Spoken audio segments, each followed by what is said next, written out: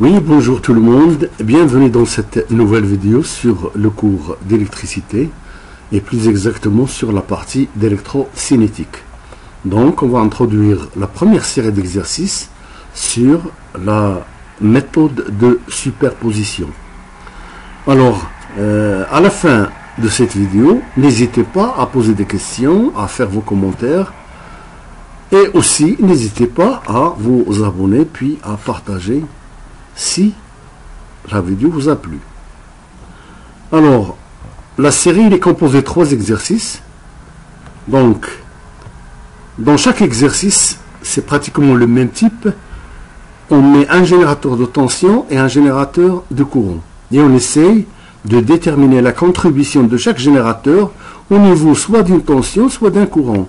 Donc, ça dépend de ce qu'on cherche. Alors, pour ce premier exercice, on demande dans le circuit ci-contre déterminer la tension V1 due au générateur de tension E au borne de R3. C'est-à-dire, on va chercher la tension due à E en la présence de E tout seul, sans le I0, sans le générateur de courant.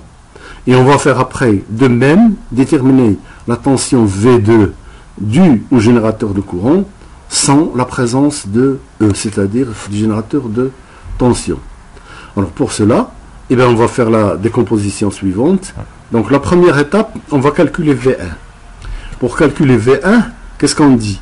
Quand on prend le premier générateur, on éteint le deuxième. Le deuxième générateur ici, c'est le générateur de courant. Éteindre un générateur de courant, ça veut dire le I0 doit être égal à 0. Et vous savez que pour avoir I0 égale 0, il faut que le circuit soit coupé. Donc voilà le premier état. À partir duquel, qu'est-ce qu'on a? V1. Eh bien, celle-là, il n'est parcouru par aucun courant. Ça veut dire que j'ai le E, R2 en série avec R3. Donc il est évident là que j'ai un diviseur de tension. Donc V1 est égal à E que multiplié par R3 sur R2 plus R3. Voilà. Alors maintenant, on passe au deuxième cas. Calcul de la tension V2 due au générateur de courant. Donc, puisque je considère le générateur de courant, le deuxième doit être éteint. Un générateur de tension éteint, ça veut dire la tension doit être égale à 0. Donc, pour que la tension est égale à 0, on va le court-circuiter. Et donc, on se trouve avec quoi? Eh bien, un générateur de courant, voilà. Et R3 en parallèle et R2 en parallèle à cette branche-là. Donc V2, la tension qu'on cherche ici, elle est égale à quoi? Elle est égale à R3 que multiplié par IR3. R3, IR3. Maintenant, à quoi est égal IR3? Et bien, qu'est-ce que j'ai? J'ai un générateur qui débite I0, qui est une partie va circuler dans R3 et l'autre dans R2, ça veut dire que j'ai un diviseur de courant. Donc, à quoi est égal IR3? Il va être égal à I0, voilà, que multiplié par l'autre résistance, ce n'est pas comme générateur le diviseur de tension. Donc, que multiplié par R2 sur R2 plus R3. Donc, ça, c'est l'expression du courant. Donc, la tension V2 est égale à R3 que multiplié par cette expression-là. Voilà. Et bien maintenant, l'état global, là, est égal à quoi? Et bien, est égal à l'addition des sous-états, des différents états. C'est-à-dire la tension globale, ici V, est égale à la tension V1 plus à la tension V2. Autrement dit, voilà. Donc, ça fait V1 plus V2 et j'obtiens cette expression. C'est la tension au borne de R3 due à la présence simultanée des deux générateurs de tension et de courant. Maintenant, on va passer au deuxième exercice. Alors, soit la figure ci-contre dans lequel le circuit de la figure ci-contre dans lequel on a un générateur de tension et un générateur de courant. En utilisant le théorème de superposition, calculer la tension V. Cette fois, on va la calculer là. Donc, j'ai un générateur de tension, j'ai un générateur de courant, voilà. Et vous, à l'occasion, on pouvait constater qu'au lieu de mettre le schéma comme celui-là du générateur de courant, eh bien, on a mis celui-là pour vous faire vous familiariser avec les différentes notations du générateur de courant. De même pour le générateur de tension. Soit on met une flèche comme dans l'exercice d'avant, une flèche comme ça là, soit on met ce schéma-là. Donc, c'est à vous de vous familiariser avec ces différentes notations. Alors maintenant, qu'est-ce qu'on a dit? On cherche la tension V. Voilà. Et bien, je vais décomposer ce circuit-là en sous-circuits. Le premier, il est là.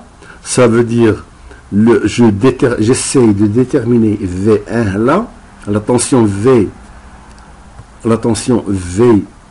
que je vais appeler V1 là, due à la présence de E0. Pas de générateur de courant. Voilà. Ensuite, déterminer la tension V, que je vais appeler V2, au bord de cette résistance, en considérant la présence du générateur de courant et pas celle du générateur de tension. Donc, dans le premier cas, on va éteindre le générateur de courant, donc ça revient à couper le circuit. Et je me trouve avec quoi?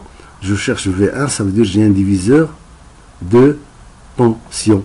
Donc V1 est égal à E0 que multiplie par R sur R plus R. Voilà. Ensuite, dans ce cas-là, je vais activer le générateur de courant et j'éteins le générateur de tension. Donc je le court-circuite. Et bien je me trouve avec quoi? Je me trouve avec I0, voilà, qui débite dans deux résistances, voilà, en parallèle. Ils sont identiques. Donc on peut dire tout de suite que le courant qui circule là, il est égal au courant qui circule là, puisque les deux résistances sont égales, et il est égal à I0 sur 2. Voilà. Mais nous, voilà. Donc c'est rapide comme constatation. Mais nous, on va utiliser le diviseur de courant. Donc V2, à quoi est égal là? V2 est égal à R fois le courant qui va passer là. Et quel est le courant qui va passer là? C'est-à-dire, c'est R fois IR. Alors pourquoi nous avons ici, c'est V2 est égal à moins R IR. Pourquoi moins? Parce que le courant débité ne va... Nous, on cherche la tension entre ce point-là et ce point-là. Vous voyez la flèche? Mais le générateur de courant, il débite le courant dans le sens inverse. Ça veut dire que le potentiel de ce point-là est plus grand que celui-là. Et comme nous, on cherche le potentiel entre ce point et ce point-là, c'est-à-dire l'inverse, donc c'est moins. Donc moins R fois le courant qui passe à travers R. C'est quoi IR? Eh bien, si je considère un diviseur du courant, donc ça fait I0 fois R sur R plus R. D'où le résultat suivant. Alors maintenant, V1 dû à la présence de E0 seul, voilà, c'est E0 sur 2. V2 dû à la présence de I0 seul, voilà, c'est, on simplifie par R là et là, et ça me fait moins R sur 2. Voilà, R plus R, ça fait 2R. Je simplifie avec R, donc je me trouve avec R, moins R et 0 sur 2. Voilà, moins R et 0 sur 2. Alors maintenant, la tension globale due à la présence des deux générateurs, eh bien, V est égal à V1 plus V2. Voilà, en faisant l'addition. Et comme on a des données numériques, donc le résultat V, on va trouver qu'elle est égale à 1 volt. Maintenant, on aborde le dernier, troisième exercice et dernier. Alors, calculer le courant qui circule dans la résistance 23 ohms. Voilà, on cherche le courant qui circule dans cette résistance. 23 ohms. Là. Alors, voilà le circuit global.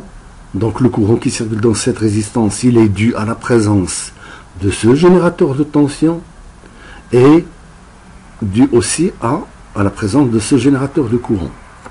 Donc, qu'est-ce qu'on a dit? Et bien voilà, on va activer l'un, on va décomposer le problème, on va activer un générateur et éteindre l'autre. Donc, le premier cas, voilà, je garde le générateur de tension et j'éteins le générateur de courant. Éteindre ce générateur de courant, comme on a bien précisé par avant, ça veut dire c'est tout simplement couper, de manière à avoir I égale 0. Donc voilà, c'est coupé le circuit là, et donc je me trouve avec le générateur là, et cette résistance, donc le générateur, cette branche là, voilà, elle est parallèle à cette résistance, mais il est parallèle aussi à 4 ohms en série avec 23 ohms. C'est-à-dire, voilà, si je ramène cette résistance en parallèle de ce côté-là, et bien ça veut dire que cette branche-là, elle est en parallèle avec cette résistance qui est le 27 ohms, et 4 et 23 en série. Voilà. Donc, qu'est-ce que j'ai? Eh bien, une petite transformation. Donc ça me fait le générateur de 200 volts avec la 47 ohms, et je prends la résistance équivalente là.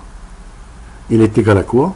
Il est égal à 27 ohms en parallèle avec 4 plus 23. 27 en parallèle avec 4 plus 23, et le tout sur 23 plus 4 plus 27. Donc cette résistance équivalente vaut 13,5 ohms. Alors, et comme nous, voilà, donc U égale à 200, donc la tension là, la tension ici, aux bornes de ces deux résistances là, ça veut dire aux bornes de R équivalent, U égale à 200, on va, alors, on va déterminer d'abord la tension U aux bornes de la résistance équivalente. Eh bien, je vais utiliser le diviseur de tension. J'ai 200 volts et j'ai deux résistances là en série. Donc, U égale à quoi? Est égal à E, que multiplie par R équivalent sur 47 ohms plus R équivalent. Voilà, U égale 200 fois R équivalent qui est 13,5. Voilà, le tout sur 47 plus R équivalent qui est 13,5 est égal à 44,62 volts. Ça veut dire que la tension là, elle est égale à 44,62 volts. Ça veut dire la tension entre là et là, elle est égale à 44,62 volts. Et bien, maintenant, cette tension, je peux écrire que, donc I à quoi est égal? Le I qui passe là, à travers la 23 ohms, c'est le même que celui qui traverse la 4 ohms, donc ça fait U qui est 44,62 volts divisé par 23 plus 4.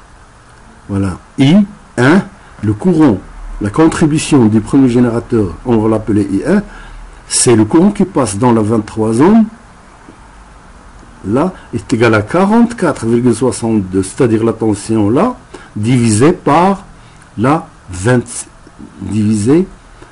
44 divisé par 27, c'est-à-dire 23 plus 4. Voilà. Et donc le I1, le courant dû à la présence de E, est égal à 1,65 ohms. Alors maintenant,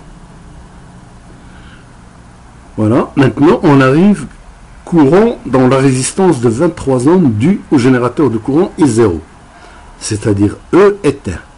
Voilà, donc on va éteindre le E là, c'est-à-dire le court-circuité.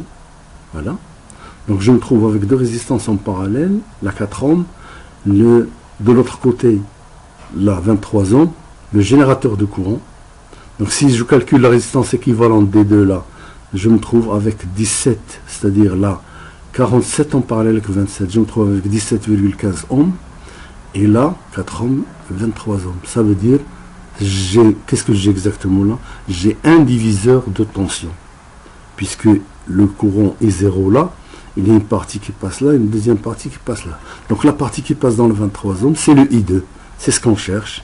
Alors I2 est égal à quoi? Il est égal à I0 fois la somme des deux là, I0, divisé par 17,15 plus 4 plus 23. C'est-à-dire la formule du diviseur de courant. Voilà. Donc I2, et donc le courant global, c'est-à-dire le I là, est égal à quoi? Il va être égal à I1 dû à E tout seul, plus I2, voilà, dû au générateur de courant tout seul. C'est-à-dire, c'est la somme du courant, ça fait 11,23. Et maintenant que je connais le courant qui traverse la 23 ohms, et bien donc U au bord de résistance de 23 ohms, U est égal à la valeur de la résistance qui est 23, que multiplie par la somme des courants I1 et I2, ce qui donne 258,3 volts. Alors sur ce se termine cette série.